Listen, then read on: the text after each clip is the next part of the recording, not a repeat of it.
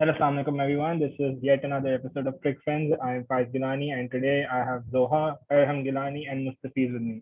अच्छा so नाम से pretty evident है और अरहम गिलानी मेरा छोटा भाई है और डाई हार्ड क्रिकेट फैन है जो कि बाबर आजम को लिटरली वर्शिप करता है और इसके मोबाइल का वॉलपेपर लिटरली रिजवान बाबर की तस्वीर है.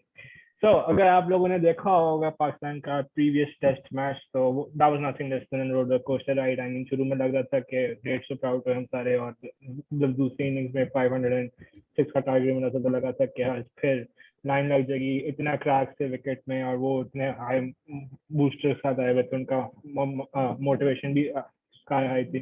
लेकिन फिर जो आगे हुआ वो तो फिर आपको नजर आ रहा है ऑब्वियसली. तो सबसे पहला सवाल मेरा है जोहा से.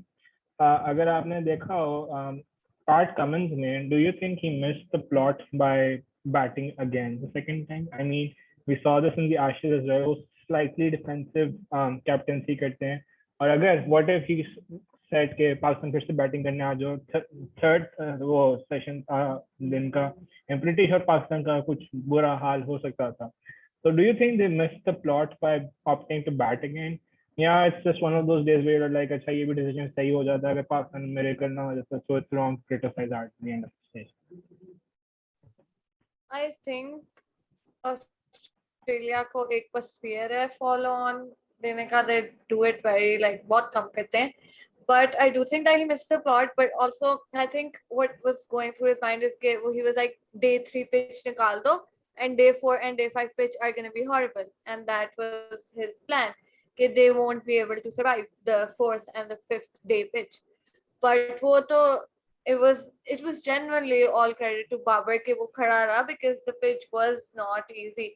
Ball जो है वो low ही रह रहा था and if it was anyone else other than Babar, I don't think 2 दिन batting वो और अब्दुल्ला शफीक ने कर ली वरना कोई और नहीं कर सकता था. So I do think where they were coming from, but they also missed the plot that this is our home ground. We were not gonna let it go ऐसे easily. अगर follow on होता तो शायद हम हारते थे because उनको momentum मिला हुआ था. But वो momentum जब टूटा है तो I mean I'm glad they didn't follow on. Innings से हारने से बेहतर था ड्रॉ होना. सही बात है. I'm pretty sure जब मैं भी स्कूल अपनी यूनिवर्सिटी में बैठ के जब क्लास में हो रही थी और पता चला कि पाकिस्तान माशाल्लाह ऑल आउट हो गया तो एक्सपेक्ट ही कर रहा था कि अभी जो है फिर से स्टार्ट कर कमेंट आ जाएंगे बॉलिंग कराने, लेकिन एकदम से डेविड वार्नर निकल आया. So my next question is at Arham. Arham, can you hear me properly? अच्छा. जी तो बोले. तो मेरा सवाल तुमसे ये है कि आप सारे इतने क्रिटिसाइज करते थे बाबर आजम को, पीएसएल बुरा हुआ, लोगों ने T20 में फ्लॉप हो गया, रिजवान को कैप्टन बना दें, और टेस्ट में भी सारे कहते 2 साल हो गए सेंचुरी नहीं. तो मैं तो एग्जैक्ट डेज भी याद है कितने थे. एकदम से Babar Azam coming out of nowhere, ये knock I mean fourth highest run, sorry fourth innings में हाईएस्ट रन पे पाकिस्तानी हो बाय गया कैप्टन. Bye captain. तो तुम बताओ क्या फीलिंग है तुम्हारी और इतना खुश बैठे हुए नजर आ रहे हैं. जाहिर है किंग इज बैक. इसमें तो कोई मुश्किल चीज ही नहीं है. उसने तो वो तो वैसे वेट करा था बाकियों को अपना अपना टाइम पूरा करना था. किंग तो आना ही था. अब वही बचाएगा पाकिस्तान को भाई. उसकी बैटिंग ये तो सारे दिन भी उठ के बैटिंग करते हैं ना, उसकी तरह एक टिप भी नहीं कर सकती ये तो. ये तो कोई मुश्किल बात ही नहीं हो. तो जाहिर बचाएगा हमें. और T20 देख लो, उसने इंडिया के खिलाफ जो किया था हमेशा वही. वो जितना अच्छा स्टार्ट करता है उसको तो फर्क नहीं पड़ता. थोड़ी ठीक है, थोड़ा बैट पै जाते पीएसएल में. वो जो हल्के बॉल होते हैं उनको नहीं मारता वो. इसलिए देखो जिम्बाब्वे के साथ उसकी वन की एवरेज है. और इन सब की फिर उसके बाद उसकी सबसे और इंग्लैंड से सबसे ज्यादा एवरेज है. वो जितना अच्छे बॉल होते उसको उतना अच्छा मारता है. ये तो वैसे उनको बाकियों को मौका देता है वो. हम आज दिस थ्योरी के बाबर आजम जितनी अच्छी बॉलिंग होती है उसके खिलाफ इतना अच्छा खेलता है, जितने वो फारिग बॉलिंग होते हैं उनसे उतना जल्दी आउट हो जाता है. और इसको कोट करने के लिए वो ट्रेंट बोल्ट को जो कवर ड्राइव मारी थी वर्ल्ड कप में, पैट कमिंस को उसने कवर कमिंस ड्राइव को भी मारी. मार दी. हाँ, हाँ तो बुमराह वो के साथ क्या किया था. हाँ वो लिटरली ये कोट करते कहते हैं जो फारिग बॉलर ना पीएसएल में भी इसी तरह आउट हो जाए, कहते ये हल्के बॉलर सलमान से. इरशाद से आउट होता था. सलमान इरशाद से आउट हो गया तो कमिंस को मारा. खुद ही सामने सबको पता चल जाएगा. तो अरहम की थ्योरी सामने आ गई और इसका पॉइंट ऑफ व्यू भी आ गया. तो अगला सवाल है मुस्तफीज अहमद. मुस्तफीज, अगर तुम देखो ऑस्ट्रेलिया में जो भी लेग स्पिनर आता है वो एकदम से उसको ना शेन वॉर्न बना देते हैं. आई मीन मुझे समझ नहीं आती जो भी बंदा जो है ना ऑस्ट्रेलियन क्रिकेट टीम में है उसका हल्का सा हाथ से लेग ब्रेक हो रहा हो, स्टीव स्मिथ हो गया, ये स्वेप्सन हो गया, जैम्पा हो गया, उसको एकदम से ना शेन वॉर्न बना देते हैं. नेक्स्ट शेन वॉर्न है. एंड ऑनेस्टली मैं स्वेप्सन की बॉलिंग देख रहा था, it was average. I mean Zahid Hussain भी इससे शायद बेहतर बॉलिंग करा देता। लेकिन क्या लगता है, क्या ये उनका ही वो वाला हिसाब है कि जो बंदा आ गया यार ये तुम्हारा नेक्स्ट बिग थिंग है और हमें मिल गया सक्सेस है? तो क्या ख्याल है तुम्हारा, और तुम्हें क्या लगता है Swepson is really that good जितना वो बोल रहे हैं, या फिर बस ऐसी वो मीडिया हाइप वगैरह के साथ चल रहा है? फाइज, मेरे ख्याल से Australia doesn't produce that many leg spinners वैसे भी। तो जब आते हैं मिसाल के तौर पे मेरे ख्याल से जैम्पा था इससे पहले और अब स्वेप्सन है। तो जब आते हैं India is a big thing from them because they want to relive that one nostalgia always. I don't think they think he's anywhere near Shane Warne, या he would be anywhere near Shane Warne. लेकिन just the fact कि अभी recently Shane Warne की death हुई है और उसके बाद there's a leg spinner making a debut on test, so that I think that factor really made them emotional इस sense में कि they wanted him to do well. Swepson has done very well in first class cricket, इसमें कोई शक नहीं है। लेकिन उसका debut भी obviously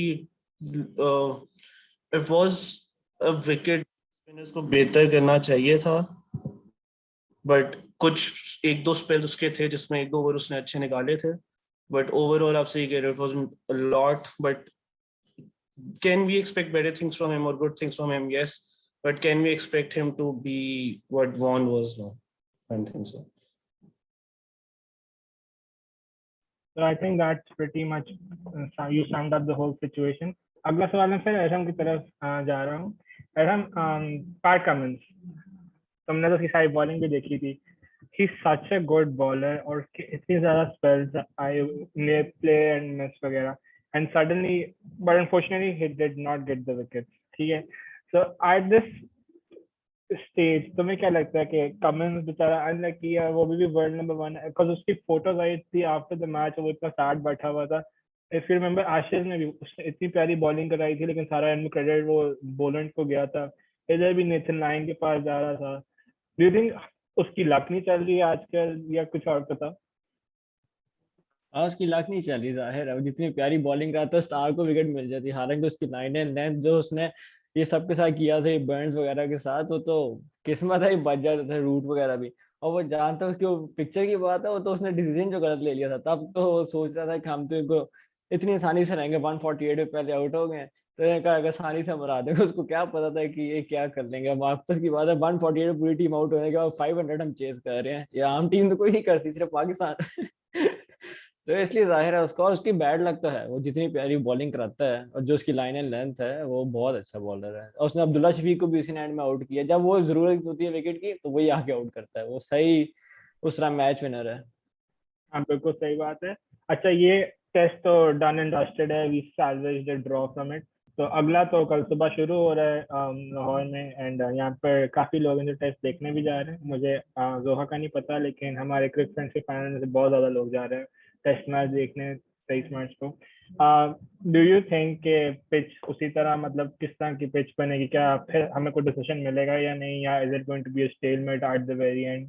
और इज इट द टाइम कि लाहौर में पाकिस्तान क्रिकेट जो है वो दिखाए कि हम इसीलिए जी जाएंगे और वो पॉइंट लें जो हमें टेस्ट चैंपियनशिप में बहुत जरूरी है? या you are disappointed with how things are going, इतने हाई स्कोरिंग मैच होते हैं और उसमें कोई रिजल्ट सामने नजर नहीं आ रहा होता? So I wanted your take on this.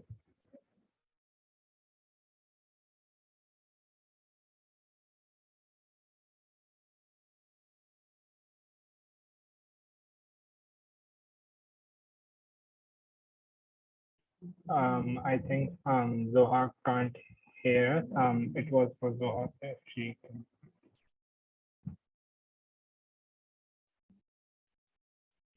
Okay. So Mustafeez, can you answer this question instead? Guys, can you repeat the last part of it? तुम्हें क्या लगता है कि अब टेस्ट में हमें कोई विन मिलेगी? हम ये टेस्ट जो है अच्छा, इसका कोई हाँ। डिसीजन होगा? कॉल पिछले दो जो थे वो ड्रॉ जा रहे थे, तो तुम बताओ। I think किसी भी इस तरह के टूर में the way side would be more than happy with a 0-0 draw in a test series. So I think the onus is on us to try and win, or at least go for a win. तो मेरे ख्याल से again जो लाहौर के wicket की history वैसे भी होती है, it's still not going to be a very happening wicket or a very happening pitch, लेकिन the spinners will have more to do. I think we need to go and do well with our spinners, and we need to make sure that obviously Azhar Ali को भी खिलाना पड़ेगा because he's better at playing spin than most of our other players. So I think yeah, that's the situation. ठीक है, so Zoha, can you hear us now? Yes. Okay, so Babar Azam and Rizwan got the spotlight. मतलब बाबर की obviously 196 और रिजवान की end में 100 हो गई. But there were two other performances that were very important for someone like us जो देख रहे हैं. Abdullah Shafiq or Naman. Naman का 0 of 18 balls. That was quite heroic in my personal opinion. मतलब अब एक भी और विकेट निकल आती तो हसन अली आता है, frankly speaking उसे टिप नहीं होता, वो डायरेक्ट या तो स्लॉक करता, उसने चोक कर देना था. And Shaheen Shafii at that point coming out and scoring 0 runs of 18 balls, and Rizwan later saying कि हाँ सही बात है, my 100 and उसकी 100 0 जो है ये बराबर, because अगर वो आउट हो जाता और मैं ना कर पाता तो कोई फायदा ही नहीं था. दूसरा Abdullah Shafique, the temperament of the lad, I mean इतनी बॉल्स खेलना, पिच स्पिन कर रही है, स्विंग भी कर रही है, रिवर्स स्विंग हो रही है, और वो अच्छा लगा था. He would not make a mistake. I mean माना एक स्टीवन स्मिथ से कैच ड्रॉप हुआ था, but I mean everyone has one lucky chance, वरना इतना बड़ा स्कोर होता नहीं usually. Do you think considering उसकी पीएसएल की परफॉर्मेंस ही सडनली शोड, उसने 53 रन किए थे 18 बॉल्स पे अगेंस्ट इस्लामाबाद सेमीफाइनल, और टेस्ट में इतनी solid technique. Do you think he someone like के राहुल फॉर अस? मतलब वो भी फ्यूचर में, इफ यू रिमेंबर के राहुल भी आया था इसी तरह था, और उसने ऑस्ट्रेलिया आकर 200 स्कोर कर दिए, everyone like oh he is the next big thing, और वो मतलब वो फिर किंग्स इलेवन पंजाब के लिए इतना अच्छा खेला था. Do you see Abdullah Shafiq as a prominent starter in all three formats for Pakistan in the coming future? I'm gonna be honest. I love Abdullah Shafiq. Like जब वो first class खेलता था तब से I really liked him because I feel like he's the kind of player who does not have like fancy shots नहीं है उसके पास, वही classic technical.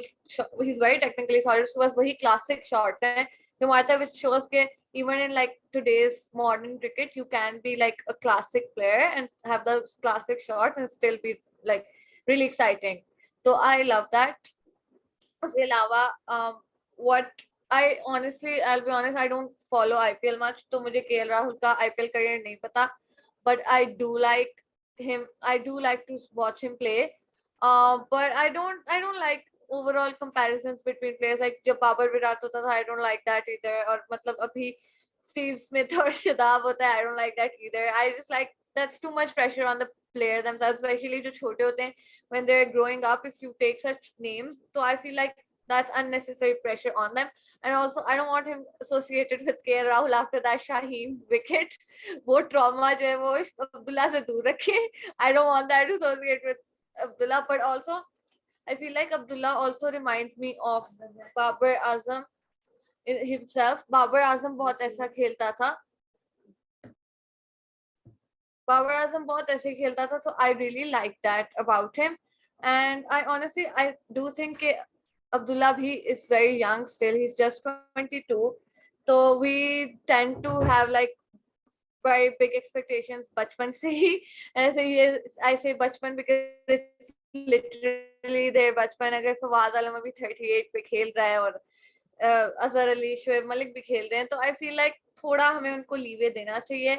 And yeah, but I know that he's gonna be a big player. That's something for sure. On that note, it is important to clarify, मैं खुद IPL नहीं देखता, और मैंने सिर्फ ऑरेंज कैप की मीम देखी थी कि वो कोहली से पूछ रहा है कि T20 वर्ल्ड कप में भी ऑरेंज कैप जीत जाऊं, तो उससे मुझे पता चला कि वो ऑरेंज कैप जीता था जिसमें सबसे ज्यादा रन रैक करने का मिलता है. Thank you Arham for that meme. उसके अलावा ये फवाद आलम का जिक्र हुआ है. Arham, originally I had planned to ask you about Naseem Shah and Hassan Ali, लेकिन I think इस वक्त फवाद आलम का ज़्यादा ज़रूरी है. Do you think the Pakistani team would maybe drop him in the coming series or something from the playing 11, considering कि पीछे test team में बहुत competition है, कामरान गुलाम है, साउथ शकील है, and they are young, और वो थोड़ा promise कर सकते हैं. फवाद की performance isn't that good in the series as well. यहाँ तो मुझे लगता है वो भी उसको चांस देकर मौका देंगे, because obviously उसने पिछले टूर्स में प्रूव किया कि वो रेगुलर स्टार्टर है और वो डिजर्व करता है उसमें जगह। नहीं, मुझे लगता है ये टेस्ट मैच भी उसको देंगे, क्योंकि उसको टेस्ट करने के लिए वो पहले मैच में तो उसकी बैटिंग ही नहीं आई, तो उससे तो वैसे ही छोड़ दो ना, तो खत्म हो गया। एक मैच में अगर उसने नहीं खेला तो खैर, क्योंकि उसने न्यूजीलैंड में भी अच्छा खेला था, उसने बहुत जगह अच्छा खेला है और उसने मिडिल ऑर्डर में अब प्रूव करा के वो टीम में आया।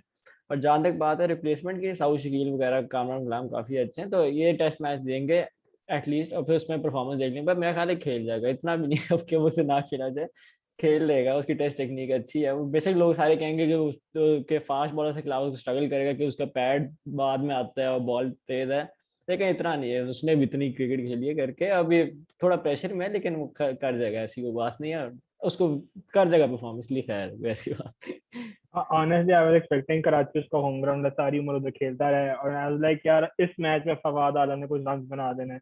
अच्छा, बड़े मजे की बात ये है, जब मैं मैच देखा ना, I had a mid time on that day, और मैं लिटरली रनिंग दरवाजा खोल के डायरेक्ट टीवी देखा, साथ पढ़ रहा था जब अब्दुल्ला शफीक और बाबर खेल रहे थे, और नर्वस 90s में अब्दुल्ला शफीक आया, आई वाज लाइक 100 पूरी होगी और फिर चेज करेंगे प्रॉपर, ठीक है। और एकदम से क्या हुआ, वो आउट हो गया। हमने ओ अब कोलैप्स ना हो जाए, वो बेसिक पाकिस्तानी इंस्टिंक्ट होती है ना कि एक विकेट गिर गई या लाइन लग जाएगी। फवाद आलम आया, वो रन आउट मिस हुआ, और उसके बाद फिर एकदम से फवाद आलम उसके बाद आउट हो गया। एज लाइक अब तो यार बस ड्रॉ ही करा दे हमें। फिर रिजवान आया, and Rizwan got in his groove, and I was like अब कुछ कर सकते हैं, क्योंकि before T he was of 14 और 54 बॉल, और जब वो वापस आया he suddenly smashing full shots, अपनी वो T20 स्टाइल खेलेगा। लेकिन बाद में फिर I went for my paper and I just came out and I was like oh my God, Pakistan ने ड्रॉ कर लिया, लेकिन 7 विकेट गिरी है।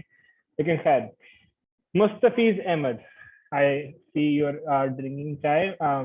डू यू थिंक ये जो अगला टेस्ट आ रहा है, इसमें हसन अली को भी रखेंगे या नसीम शाह को लेकर आएंगे, और तुम्हें लगता है फहीम अशरफ रहेगा, इवन द बाबर हिंटेड के सेम प्लेइंग 11 आएंगे? So your take on that. I don't think there's any reason to drop Fahim Ashraf. I do think there's a lot of reason to give Hassan Ali some rest. लेकिन क्या करेंगे यानी कि I don't think करेंगे अभी। I think कि Babar and को बाबर रिजवान वगैरह have had this policy of backing Hassan for a long time. तो मेरा नहीं ख्याल वो अभी हसन को ड्रॉप करेंगे।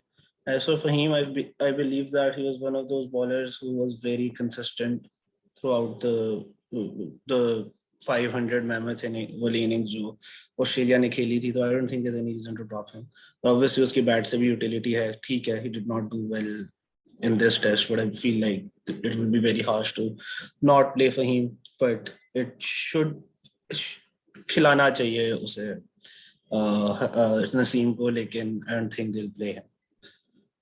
Personally, I do not understand why they're continuously backing Hassan Ali. I mean, sometimes जब प्लेयर का आपको रियलाइज हो कि उसका मोरल बहुत लो हो गया and he's not performing well, you should give him a break, and that helps so many players. I mean, वो अक्सर होता है exhausted होते हैं, मैंने चैंपियंस ट्रॉफी के वक्त भी सुना था कि हसन अली की फिजिक ऐसी नहीं है कि वो कंसिस्टेंटली बहुत सारी क्रिकेट खेल सके, ठीक है।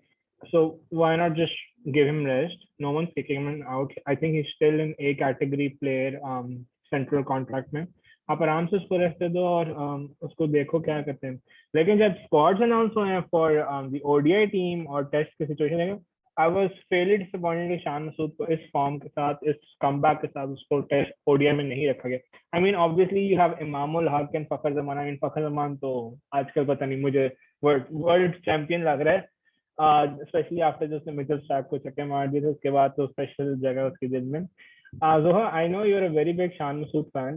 How does it feel, and do you think he should have been there? I mean, considering Abdullah Shafiq ke acha hai, so they had to go with one backup opener. So Shafiq over Shan. Honestly, I'm not an Imam hater. That is like my disclaimer. I don't hate Imam. I actually love him. उसकी वो जो 2009 world cup वाली century थी, I thought that was brilliant. I don't hate him, but on current form and technicality of like play, the way they play, Shan definitely over Imam. Test maybe, ODI maybe. I don't think it's fair on Imam either, because उसने कुछ गलत नहीं किया है सच. He was fine in the Rawalpindi test.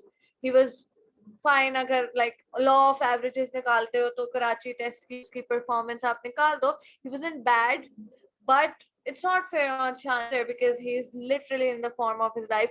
I'd make the argument that he was the better player for Multan Sultans during the initial leg of PSL. Rizwan was struggling in Karachi and Shan pulled them through in like quite a few matches. तो उसकी तो T20 की भी form लगी हुई है. I don't tell you अगर test का आपने बनाना है इमाम के लिए कि he was the third opener when we toured Bangladesh, but ODI में I don't think Imam needs to play for sure. I feel like I say it always, limited overs cricket में you should not have strict batting lineups. You should keep shuffling them up. Why do we need to just be so?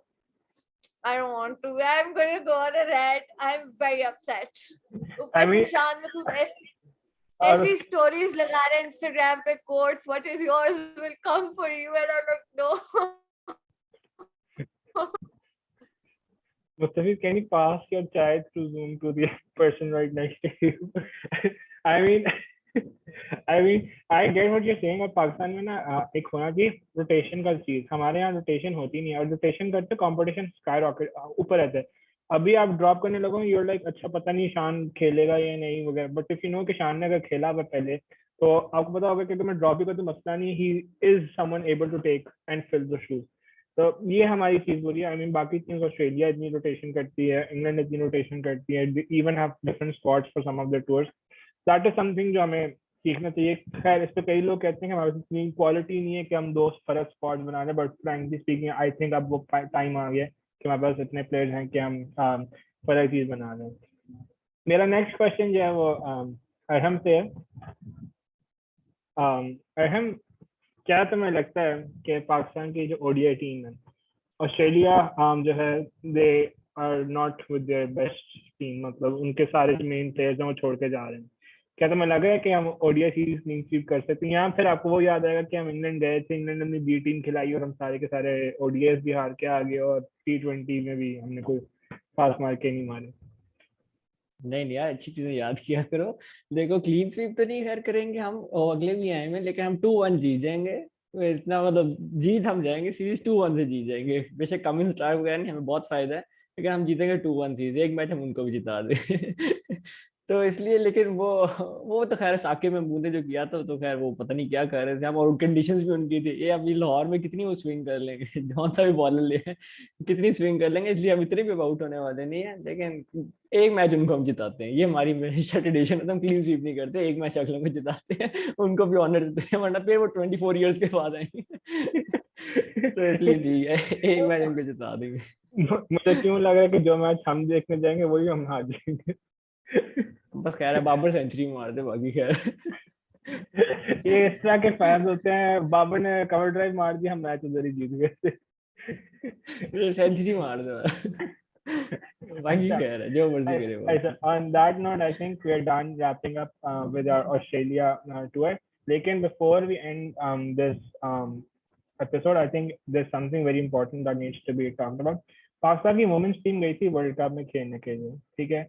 And frankly speaking, I know they did not perform to the mark that people have. Like, obviously, लोगों की expectations होती है कि जितनी अच्छी men's team है उतनी अच्छी women's team होगी. But you have to realize that they're systematically different from the men's team. ठीक है, हमारी men's team they have so many opportunities. They have PSL, उनका सब कुछ होता है, proper grounds होते हैं, they have facilities.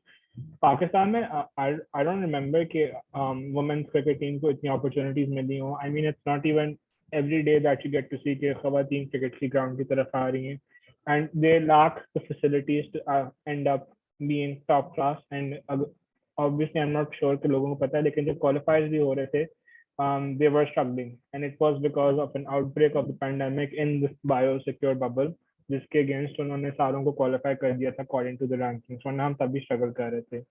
एंड अगर आप ट्विटर खोलो, यूट्यूब खोलो, फेसबुक खोलो, people are full of hate कि क्या करते हैं, हमारा नाक कटवा दिया वगैरह वगैरह. तो आप ये नहीं देखते कि how do you actually empower them, आप उनको क्या फैसिलिटीज दें, and cherish the little moments that they have. वो सिद्रा ने उस दिन सेंचुरी मारी, and her century was overcome by the fact कि हम बांग्लादेश से हार गए थे. And I'm like, यार ये टीम क्या बकवास है. Be supportive. टीम्स रातों रात नहीं बनती और उनको टाइम देना चाहिए। आई मीन हाँ माना, unfortunately we are at 18 wins lose streak, लेकिन if you do not back your players at their low point, it's not, अगर हम अभी से गालियां देने लग जाएंगे तो ऑलरेडी इतना मुश्किल है खवातीन के लिए क्रिकेट खेलना। कौन आएगा इतने हेट रेट के बाद खेलने के लिए भी? आई मीन हमारे पास वो फातिमा सना है, इतना बड़ा स्पार्क है, और अगर तुमको देखो तो कोशिश नजर आ रही है उनकी। अब इस तरह के लोग होते हैं ESPN क्रिकेट इन्फो खोल के स्कोर दे के कहते हैं यार ये इनको भेजा ही ना करो वगैरह वगैरह। क्या हमारी अपनी क्रिकेट टीम कौन सी इतनी थी तो एकदम से हमारे पास इतने प्लेयर्स आए, शुभ बाबर रिजवान, आई मीन मतलब कदाफी स्टेडियम में वो ट्रॉफीज दे रहे थे। एज ए किड मुझे इतना खुशी हुई। Well I am not a kid, I am 23, लेकिन जिंदगी में यही ख्वाब होता था कि पाकिस्तान का एटलीस्ट एक प्लेयर तो जीत जाए। मुझे याद है 2000 समथिंग में था तो वीरेंद्र सहवाग टेस्ट का प्लेयर ऑफ द ईयर बन गया। तो मेरा छोटा भाई ज़ाहिर है हम क्रिकेट इतनी समझते नहीं, लाइक वीरेंद्र सहवाग चौके मारते ही कैसे टेस्ट में जीत गया। So it always used to be dream कि एक बंदा कम से कम जीते, and we have 3. So if we do not give opportunities to other, I mean Rizwan को भी opportunity मिली तो वो आगे आया, उसको मौका मिला। शाहीन जब शुरू में आया था वो बिल्कुल भी अच्छा नहीं था, उसको कैच भी नहीं पकड़ा जाता था। तो बाद में आकिब जावेद ने बताया कि इसकी आई साइड इतनी वीक है, उसको पता नहीं चलता क्या चाह रहा है। बाबर आजम पे शुरू में कितनी क्रिटिसिज्म हुई थी, it was Mickey Arthur who protected him and made sure कि वो बड़ा प्लेयर बनेगा। So does anyone have anything to say on this? I think Zoha does, so she had been a very regular viewer of the Cricket World Cup, Women's Cup. Just the fact that हमारी cricket team जो है national team, they still train at Kinetic cricket ground. They don't even have like a proper cricket ground, versus our men's team has like everything at their disposal. हमारी जो women's cricket team है वो अभी तक literally Kinetic ground में खेलती है। तो I mean that's the biggest, I think, way you can describe कि कितना अभी फर्क है। एंड दूसरा, just one moment for Bisma Maroof, I know like बहुत सी commentary हो चुकी है इस पे, but the fact that she took a literal 1-year-old, I don't even think 1-year-old है वो, like 9 months old child to a World Cup and she's in the dressing room. I don't know how she's doing it, but and another thing, people were like क्या मतलब Pakistan India के बाद वो match हुआ था and they're enjoying. I mean इतना hatred ही क्या देते हैं? If you remember Virat Kohli Rizwan और बाबर को कर रहा था और फिर वो इंडियन उसको क्रिटिसाइज करते तब बड़े खुश हुए थे, वो देखो उसने सब कुछ किया है और मीडिया पीछे पड़ गया। जब हमारे साथ ये ऑपोजिट एंड पे when we lost and India is actually coming forward and meeting Misbah Maroof and her child, तो हमारे यहाँ एकदम से क्या मतलब ये क्रिकेट की जीत होगी, क्रिकेट की जीत। Don't keep this double standards, और अगर हमें आगे बढ़ना है तो हमें ग्रो करना है इस तरीके से। So I think it's time to wrap up this episode, and special thank you to my little brother for actually showing up, and it was genuinely nice to have you here. And I hope कि तुम बार बार आते रहोगे। And thank you. Transfer कर देना पैसे बाकी के। तुम्हें पता है पैसे नहीं होते। अच्छा, thank you Mustafeez Ahmed for showing up as well, and Zoha for ever being consistent with your analysis and knowing so much. I hope you guys like this episode, and literally 30 minute की हो गई है तो देखी भी होगी। So goodbye everyone.